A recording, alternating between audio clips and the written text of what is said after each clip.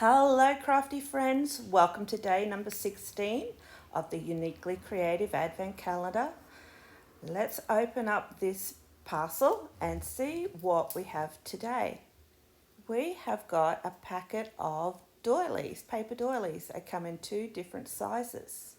I'll just open up the parcel and we'll see exactly what these doilies look like.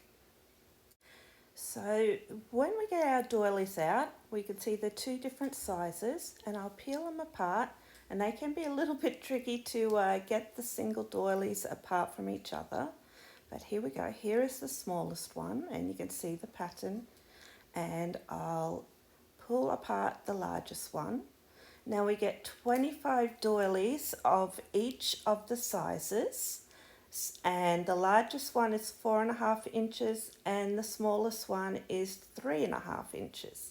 So these will be lots of fun to add to our different projects. Until next time, bye bye for now.